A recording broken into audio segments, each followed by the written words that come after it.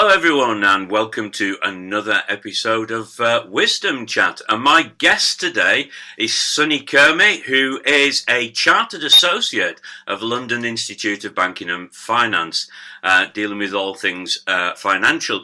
Sunny, I know that you work with like self-employed, employed, legal professionals around their finances.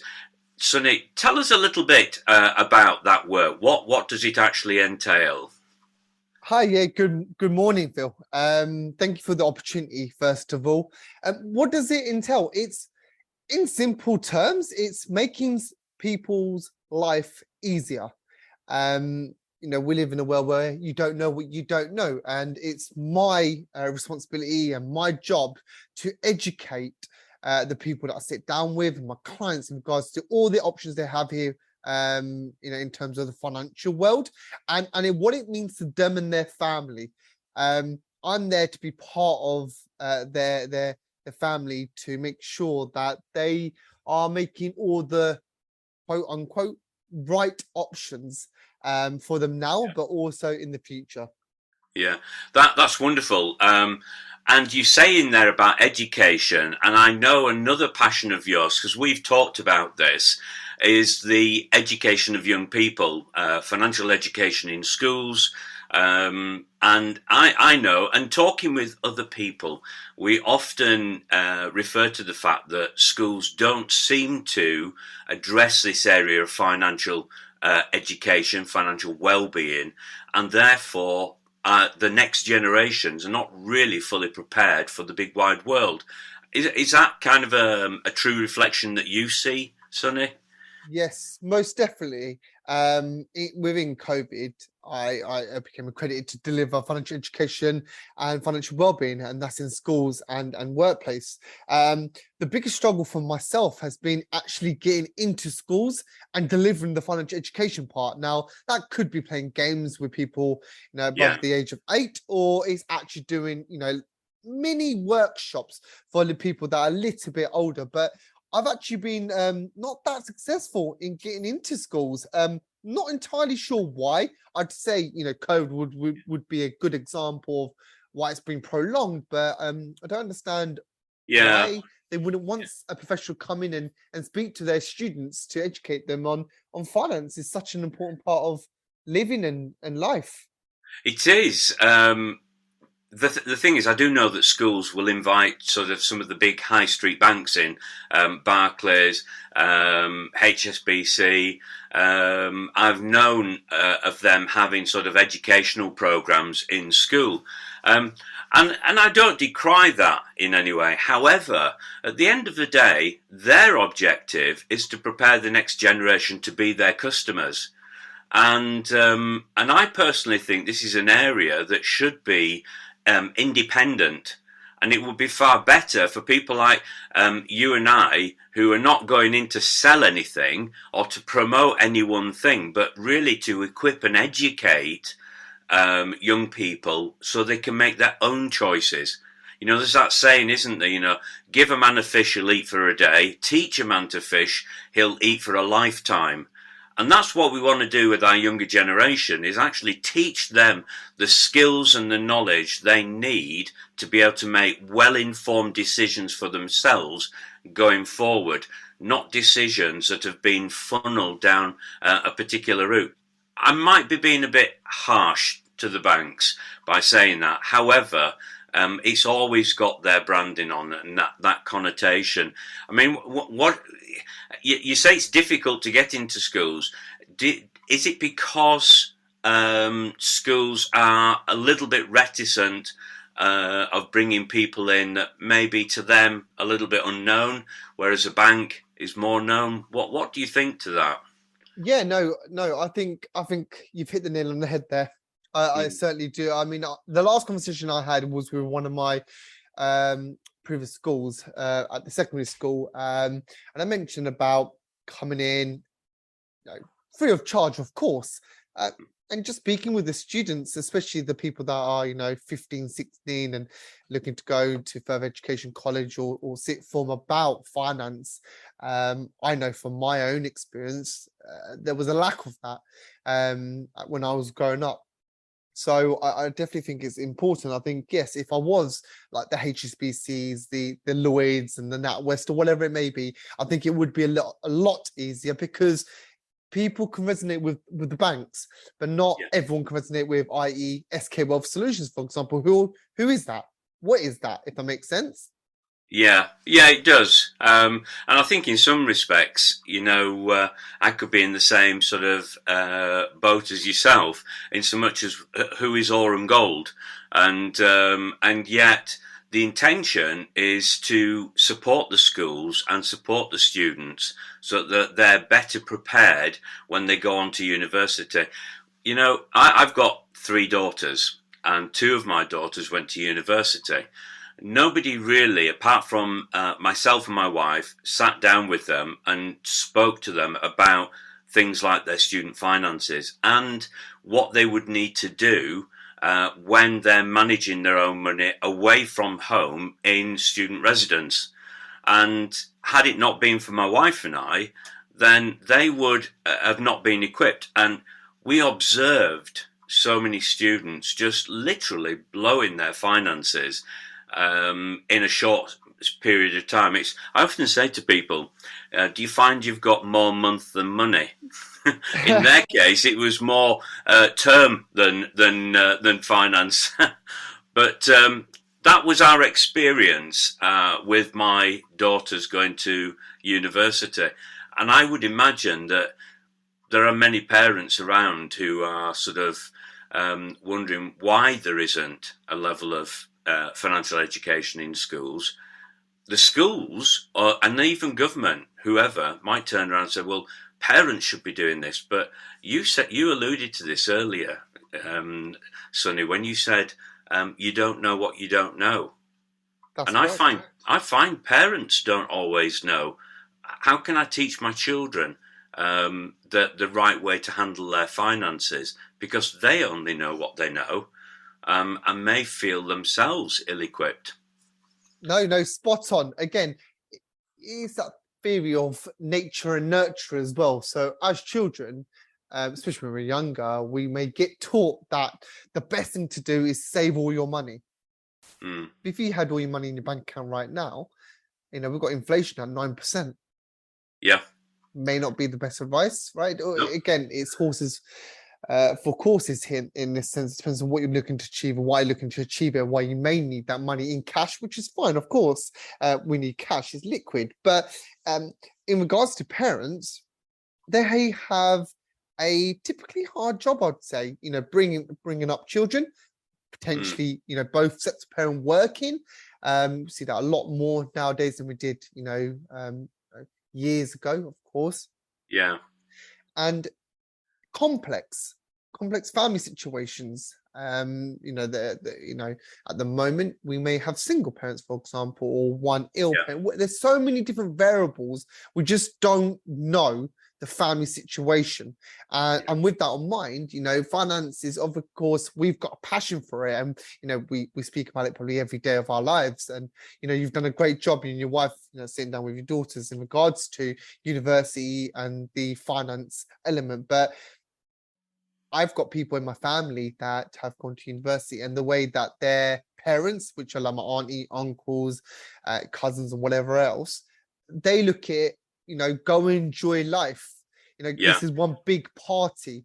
And again, it was their Yeah. mindset, it's their mind frame, and that's what they cascading down. So, Yeah. when their children go to university, they're thinking, I don't need to save, or I don't need to invest, or I don't need to budget because, well, I'll just go back to my mum and dad, or my mum or my dad, or whatever it may be, to Yeah. help me if I run out of money. The bank of mum and dad. Sonny, when you were saying what you're saying just then, I was reminded of when I first started work. Somebody was talking to me about pensions, and I was thinking, why do I need to have to worry about pensions now? I'm not old. That's for, years later.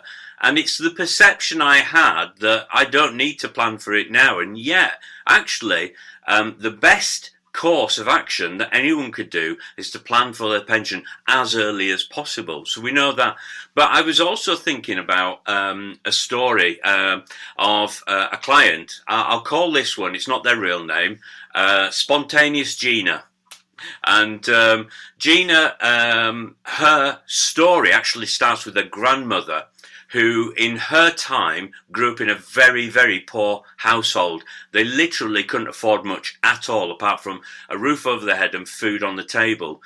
So they were living in extreme poverty, and she never had any toys or anything like that. And then as she grew up, and she had a child, she had a daughter, and her life became a little bit more easier, but she couldn't really give her daughter all the things she'd really like to give. So years forward, Gina's born, and Grandma now decides, I'm going to make sure that Gina doesn't have to experience what I experience. I'm going to make sure she knows she's special. And I'm going to, help and contribute and give her things that I couldn't have when I was a child.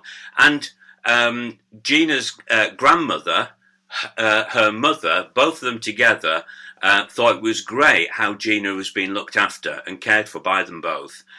The thing is with Gina was that she grew up with the idea that she was special, that she had no need for anything or didn't want for anything, and she would go on shopping sprees because she just knew the money was there. Her grandmother would put money into the bank, and so she just came to the point of assuming it would be there. Nobody taught her about it till the day when her grandmother passed away and Gina was still finishing her sort of uni.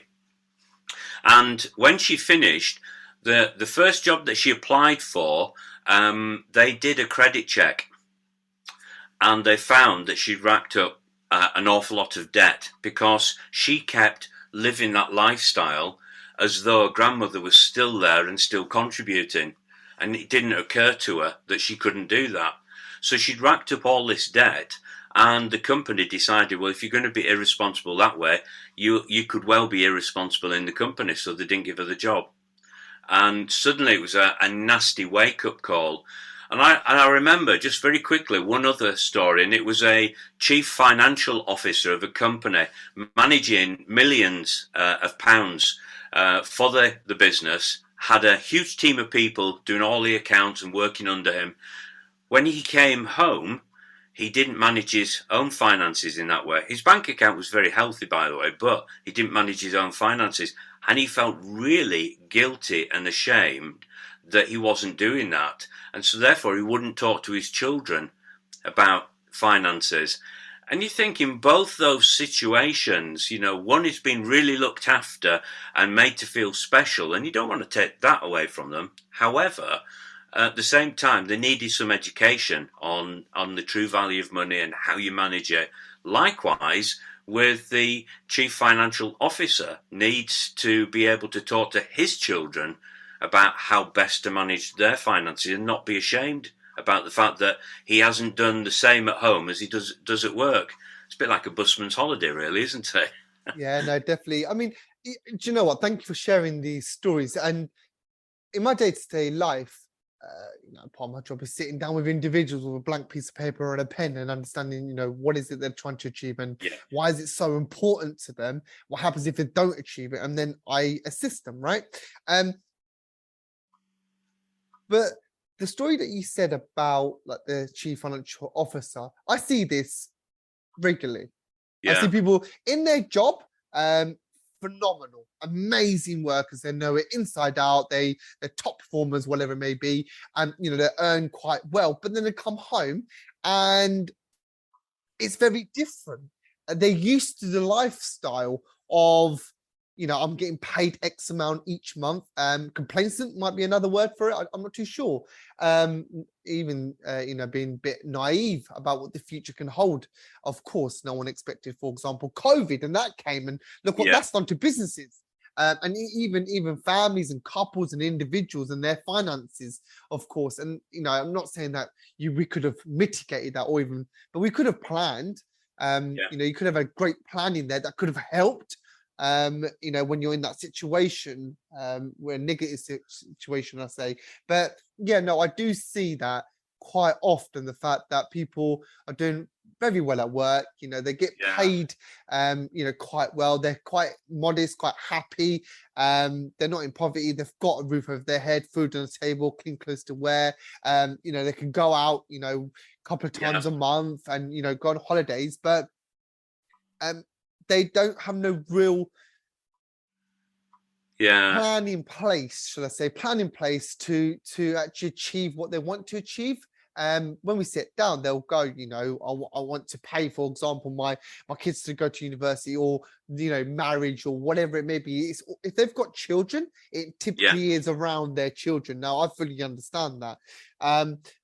But then when I ask them, what have you done to make sure that you can pay for your children's university or mortgage or first property or whatever else? And it's Mm. silence. Yeah. Yeah. It's interesting, that, isn't it? They say that most of us will have formed our own sort of beliefs and understanding about things in life, such as money and relationships and so on, by the age of about 7. Mm-hmm. And very often that is in our unconscious sort of thinking. So we tend to find that we behave, but we don't realize where that behavior is coming from and why we think the way we do. And I found with some of these people, they've held on to certain beliefs that quite often, for some of them, are disempowering. So maybe with this chief financial officer, as he walks into the home environment itself, is a trigger that puts him back into a disempowered place. And maybe that stems from something from his childhood and his upbringing and his experiences in life with finances that almost put a barrier there to him exercising the same principles that he exercises at work, but exercising them at home. And I just wonder how many other people we think that we need to be a society of savers. This is what we're being told all the time. But have you ever tried saving for no apparent purpose? It's hard. Mm. And if you're easily swayed because you've seen something that I like technology. So if I see something, it's very easy to be swayed. If you've not got a purpose, if you've not got your financial goals, and like you were saying, Sonny, you when you're talking with them and it's sort of, what are your plans? And it's kind of blank. Mm-hmm. Or they might have some ideas, but they have no idea how they're going to achieve it. And hence why they're coming to you. But I think there's lots of other things going on in the background. And sometimes, like you said earlier on, you're talking to your clients, you get to learn about their background and their dreams and aspirations, whether they're realistic or not, whether they just have to refine them a little bit because of their circumstances, or what do they need to do to actually realise those dreams and ambitions. But also at the same time, you'll probably pick up there's some other things going on. They're like triggers from the past that cause them to have a certain belief which they don't even realise they've got. Yeah, definitely, most definitely. I think the other thing here is a reality check. Yeah. When you replay the words that they've said to you, so they can hear what they've said to me back. That's quite good. That's quite good in the sense that it's very powerful in the sense that, just to clarify, Phil, you just mentioned X, Y, and Z. Have I got that correct? And they think about it, and that's brilliant because that was probably never been done before. Yeah. Never been done before. Someone replay their own words and and for them to then be listening rather than speaking. Yeah, I agree. And I think it's certainly helpful in terms of, like you say, bringing a reality check to the situation. Sonny, I'm aware that time has passed us by. I know we could talk about this for a long time and explore lots of different avenues. But at the end of the day, we just know that unless we help the next generations and equip them with the knowledge and the skills to manage life, manage finances, manage relationships. We're not helping them at all, and we're all we're ever going to do is perpetuate the same old, aren't we? In terms of behaviours, and 10 years hence, we'll still be saying the same thing unless we can actually deal with it at the grassroots. And I think most people would actually agree with us on that. We really do need to help educate our younger generations on how to better handle their finances. So if people want to chat with you about the work that you do, how would they get hold of you? So the best way to get hold of me would be my website. So that's www.skwealthsolutions. That's with the S at the end.co.uk. The other one would be Google my business. So you can put myself into Google. You'll find my business. You also have my telephone number. But I will, just for the record, give my telephone number, which is 07931 504 807. So yeah, my website, Google my business, and then you've got my number. That'll probably be the best way of actually communicating with me or getting hold of me. Brilliant. Sonny, it's been an absolute pleasure talking with you. I wish you all the best for the rest of the day. You take care. Thank you ever so much, Phil. Have a great one. Thank you.